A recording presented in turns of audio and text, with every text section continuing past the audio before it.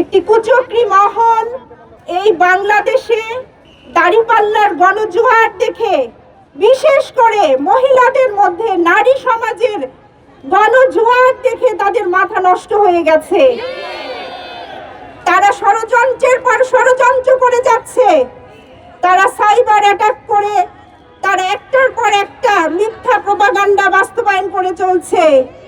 তারা ভাবছে যে তাদের এই ষড়যন্ত্র তাদেরকে বিজয়ী করবে, কিন্তু আমরা বলতে চাই তা কখনো হবে না। ইনশাআল্লাহ 12 তারিখ, আগামী 12 তারিখ নারীরা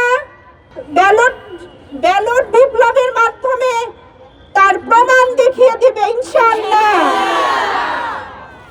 আমরা আরো বলতে চাই, ইনশাআল্লাহ এই বিপ্লবের মাধ্যমে এটাই প্রকাশ হবে সত্য বিজয়ী হয়েছে আর মিথ্যা পরাজিত হয়েছে।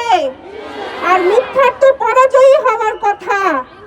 সম্মানিত বন্ধুগণ, প্রিয় বোনেরা, আমরা সত্যের পথে ইনসাফের জন্য লড়াই করছি। একটি মানবিক বাংলাদেশ তৈরির জন্য লড়াই করছি। একটি নারী বান্ধব বাংলাদেশ আমরা গঠন করতে চাই।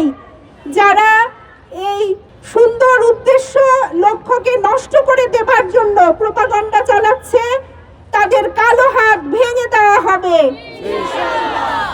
ইনশাআল্লাহ। আমরা কেউ ভীত নই, কেউ দুর্বল নই। আমরা আমাদের সাহসের সাথে, ইমানি মজবুতির সাথে আমাদের ময়দানে তৎপরতা চালিয়ে যাব।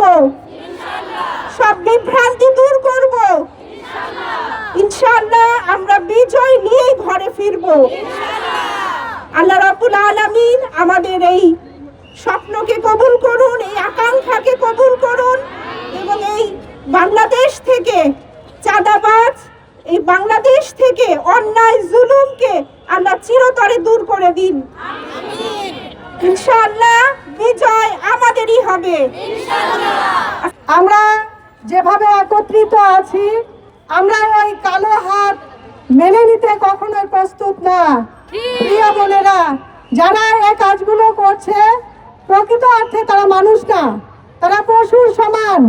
তারা রূপ বদলায়, যখন যে ক্ষমতায় আসে তাদের ছায় এরা বিচরণ করে। আমরা চাই এই ফ্যাসিবাদ মুক্ত দেশ, একটি ফ্যাসিবাদ মুক্ত দেশ করার জন্য আমরা অবশ্যই এদেরকে প্রতিহত করব। আর আমরা মাঠে ময়দানে যেভাবে কাজ করছি, এটা আমাদের গণতান্ত্রিক অধিকার।